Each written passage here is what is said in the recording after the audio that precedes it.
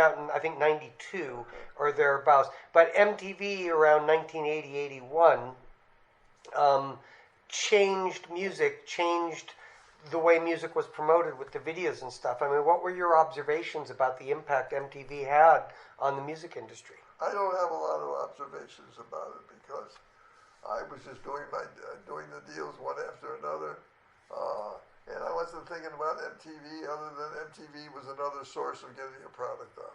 Well, but I mean, you read all the trades constantly, and Right. you know the business, and that seemed to me to be like a seismic shift in how the music business, at least promoted, marketed its artists. Well, And first of all, MTV was not a new phenomenon. It was a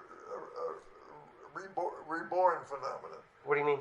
because videos on television was probably around at least 10 years before, if not more, and had an impact. There were stations that were playing it a long time, but when MTV came out, they took it to another level.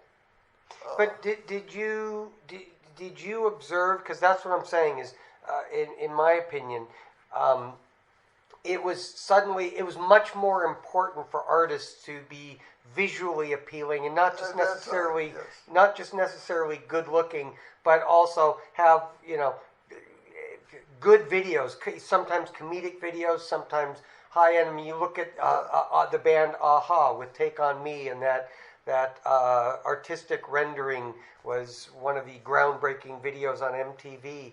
So there was a much more visual component to it. And how did that change, if you recall, like what artists, what labels were looking for when signing artists? Did you notice any difference? I can't say I was thinking about it that much, quite frankly. The Thriller thing was stood out. That much I remember. How many? And the concept of that, by the way, although John Landis was the director, was Rod's concept. The whole story that ultimately narrated by Vincent That Price. was Rod Temperton's suggestion. That was his thing. He's the one who wrote it for him. Huh. He wrote that narration. Moving on, I just remember this band from like the '60s, and I know one of their songs. I think everybody turn, the Byrds. When did you represent the Byrds, and how did that come about? And what stories, if any, did you have about them? Yeah, I don't have a lot of story. There was a business manager in town. Then I became friends with. His name was Larry Spector. He was a business manager. He was actually a Harvard law graduate, but he unfortunately couldn't get a certificate because he was gay. And because he was gay, and he was involved with another young man, he could never get get into the bar. Okay, at that time. So he became a business manager. He was directly related to the Max Factor family. That's so shabby. He was an incredible person, very smart. And I started working with him, or he started sending me clients. I can't remember the year at the moment. Probably can find out, but one of the first people he sent me was two. He sent me Peter Fonda and Dennis Hopper, and I did their deal for Easy Rider, and he also sent me the Byrds, and of course those guys couldn't stand each other, but they were all David Crosby, etc. They were Roger McGuinn. They were all very successful, and so I redid their deal at Sony.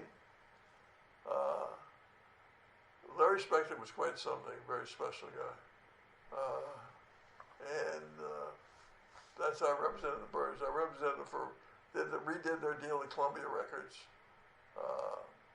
and represented them for a while. And then, of course, they kept getting internal fights, and one guy, David Crosby, would leave, or one of Roger McGuinn be forced out, or it became trauma. I didn't realize David Crosby was in that band, but I guess it makes sense.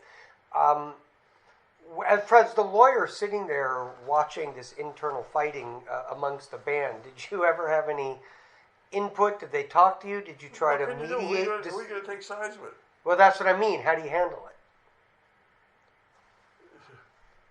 You do the best you can. There's no surefire method of dealing with that.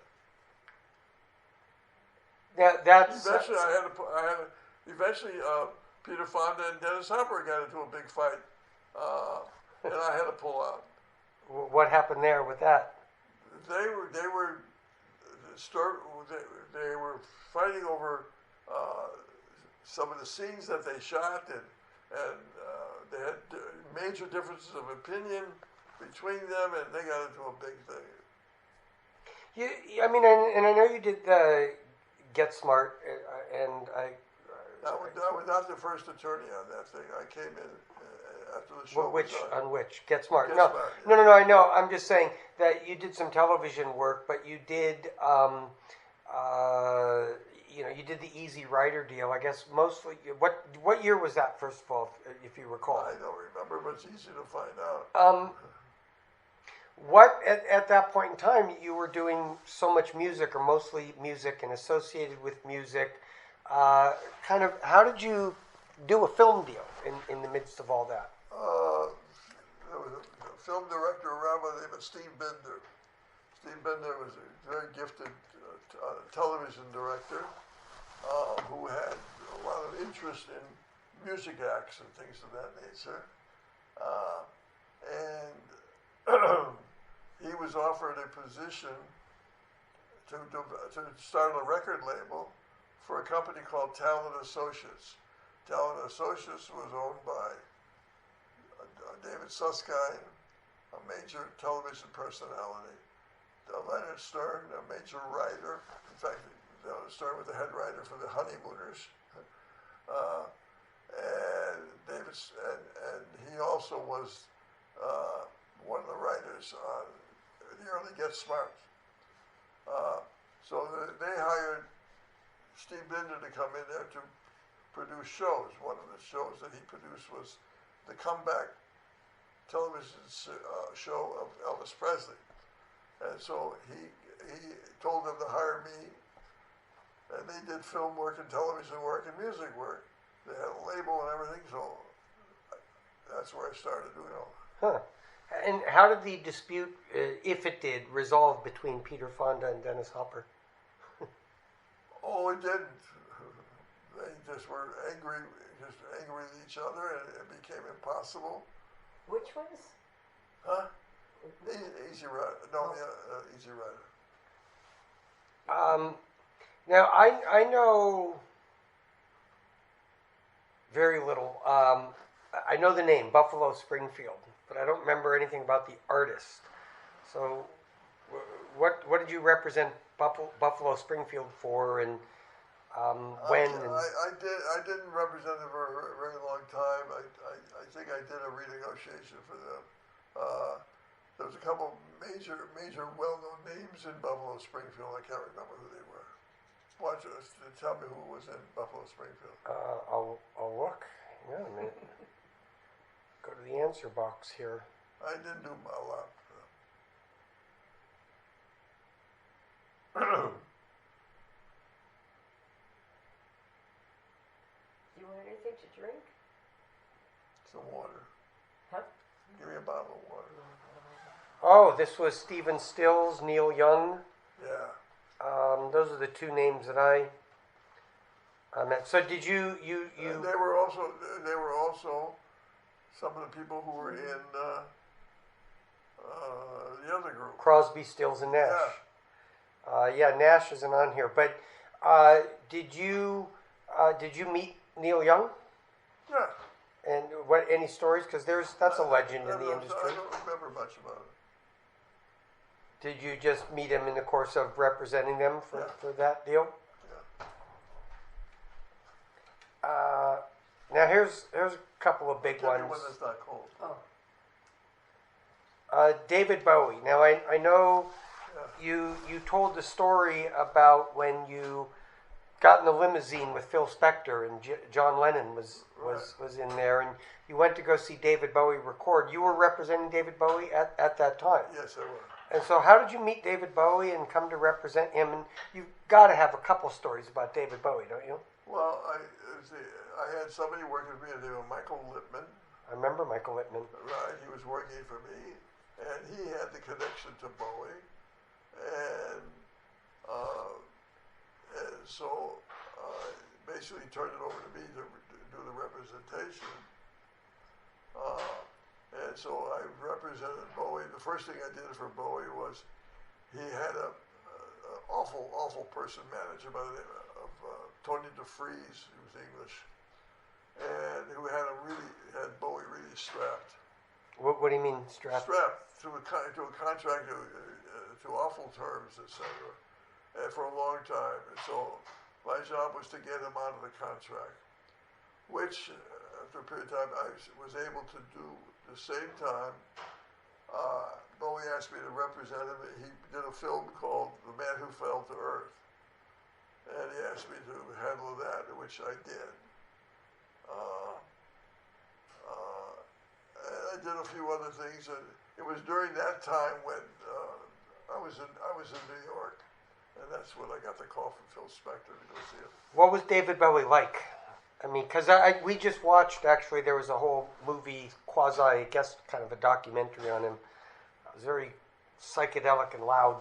But it didn't tell much of the story, I thought, of David Bowie's career and that, you know, his person. What kind of, was he a strange person? Is he a nice person? Seemed to be,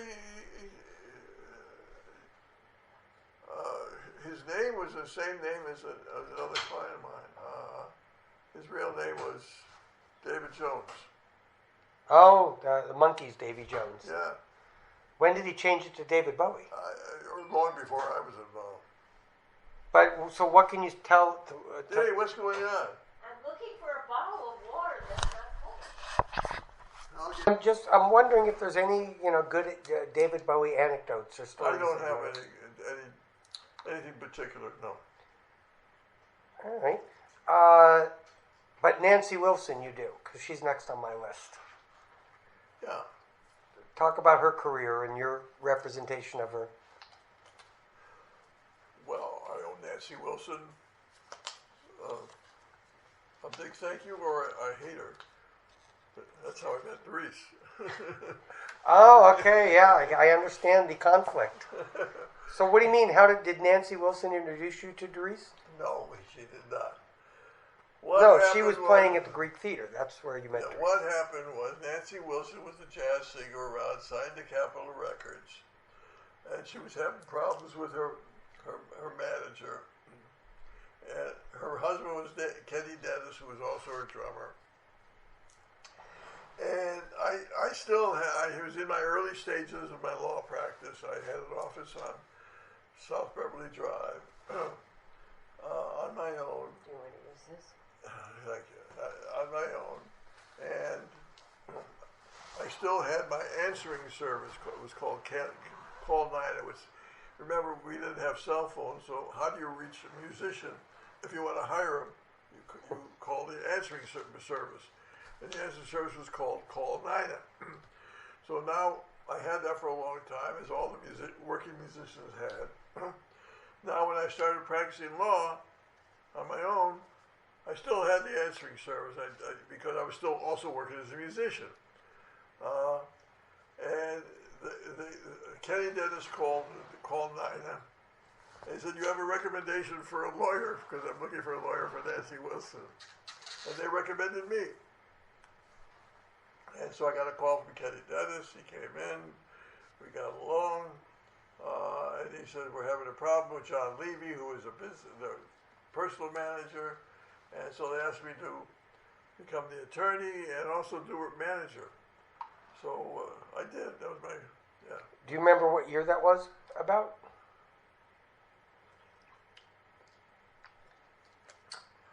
No, but probably it would probably be early '60s. So what, like, you know, Nancy Wilson was huge in the 60s, as I recall it. But, you know, I don't know that many people, you know, any millennials or Gen Zers know who she is. So Correct. how would you describe her career in the 60s? Well, when I started representing her, she had done a couple albums of Capitol Records. There were jazz records. She was a jazz singer at the time. Her producer was David Cavanaugh over there, and she did an album with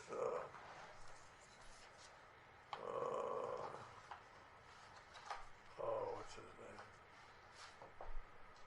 Oh, she did one with George Shearing, I think, and she did another one with saxophone player. I can't think of his name. She did a couple of jazz albums, and they were very good. And then very good, but she was known to the jazz world, not to the pop world. And Dave Cavanaugh, who was a producer, very good. He produced Peggy Lee. He produced a lot of great artists. Started working with her on songs that are more pop-oriented rather than jazz-oriented. And she started having some hits. And then I got in there and I said, okay, Dee, goodbye. I'm just giving you this. No thank you. Then she started, Teresa's always taking care of me that I don't want to be taken care of. So Wives do. yeah, so I started managing her. She was an opening act. There's various things about that. And I was able to maneuver her into doing headlines. And one of the proudest things I was able to do, she started having some hits, pop hits, because she was doing more pop-oriented things.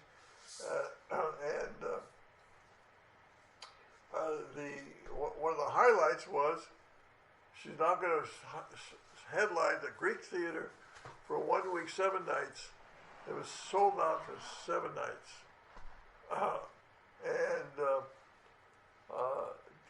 It turned out that the opening act that was hired, I don't know whose suggestion it wasn't mine, was Doodletown Pipers.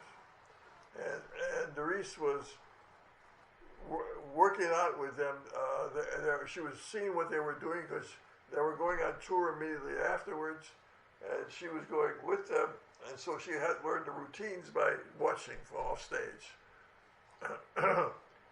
So, meanwhile, the beginning of our major problems occurred there, our problems being Nancy, because on I think the second or third night, I'm at the soundboard, and Nancy's performing, and she falls on her rear end.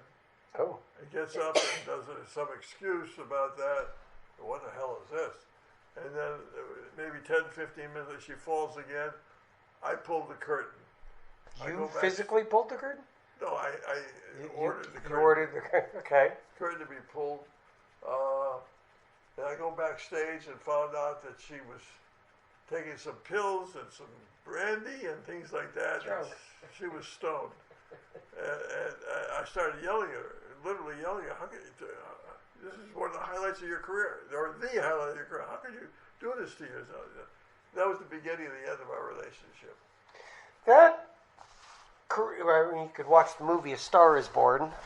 It's kind of the same, sounds like the same thing. Yeah. But had that been the first time you'd encountered it with one of your clients? That's a yes? 'Cause we're recording. I can't record the nod of your head. Yeah, the answer is yes. Well, I'm just used to taking depositions. Okay, so I always have to correct the witness. Was that a yes? Yes.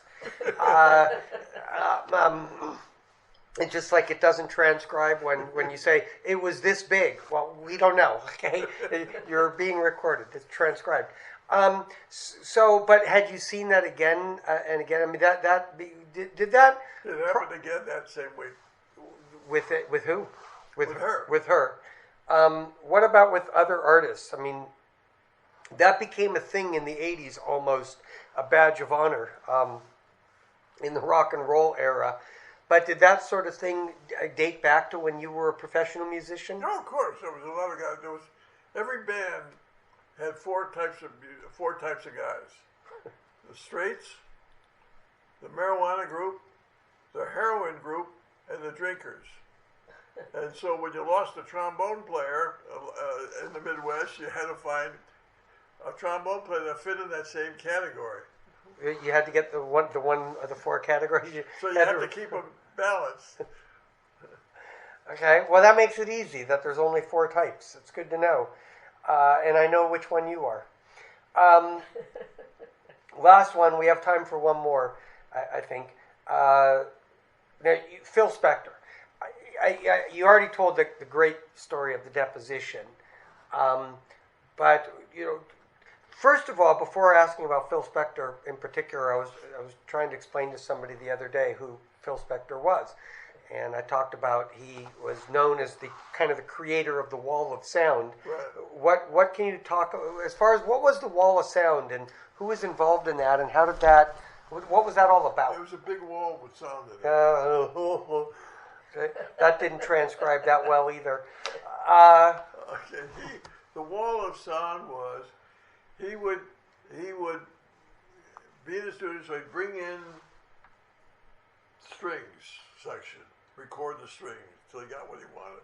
Then he'd bring in a guitar, maybe there'd be 7, 8 guitar players, record them to get what he wanted. Then he'd bring in horns and record them. Then he put it all together and it became a wall of sound. So what artists were part of that Wall of Sound genre? He had a lot. Well, he did the Ramones. He did Ike and Tina Turner. He did the Crystals, the Ronettes.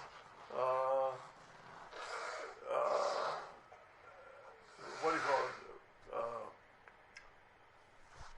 The Righteous Brothers, and all that. And when you,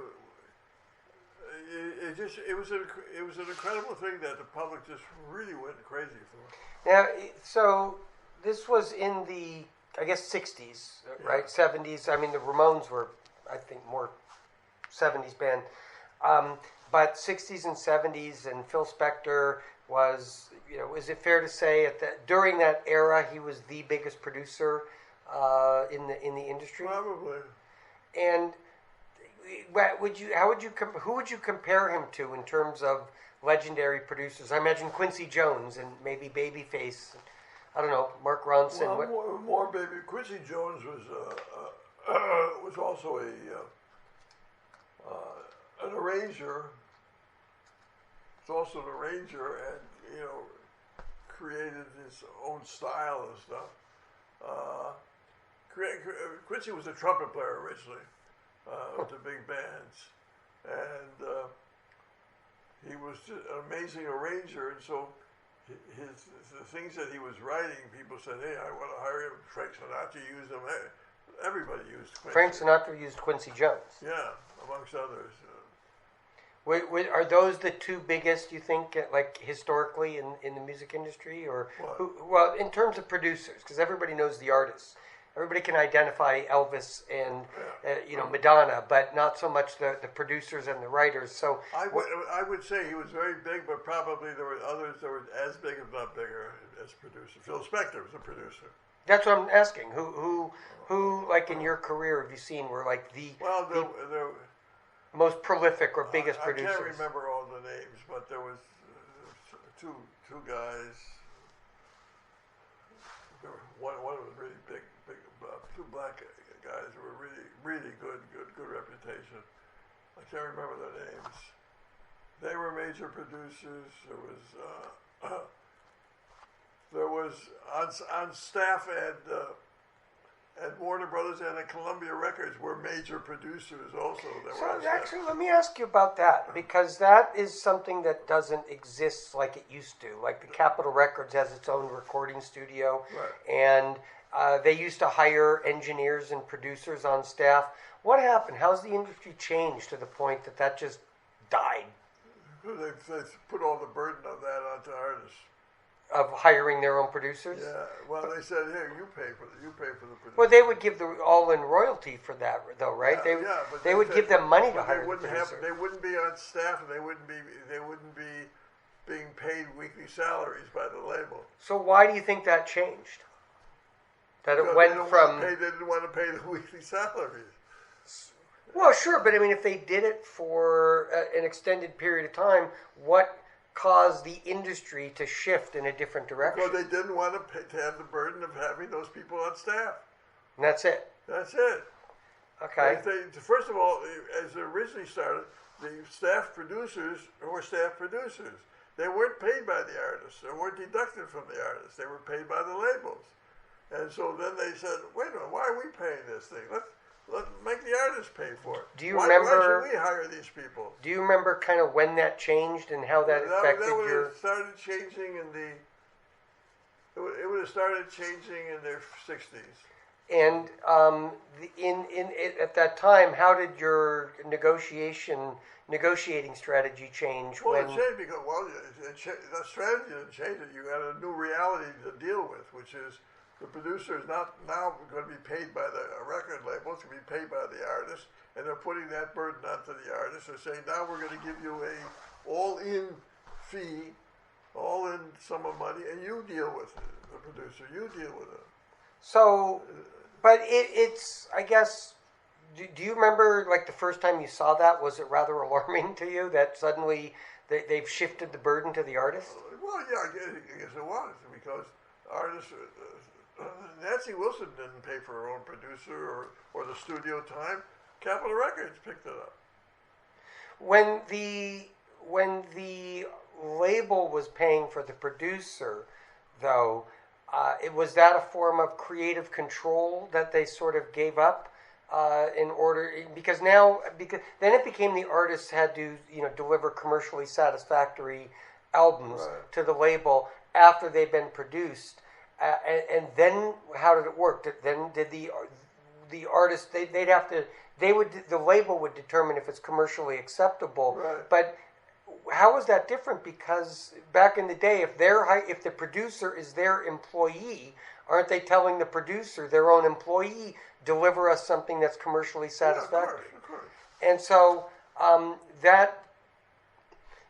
but that basically shifted then the burden to the artist. So if the case was that the producer that the artist hired and they delivered something that the label deemed not commercially satisfactory, they send it back to the artist, and yet the artist has to incur the costs of Correct.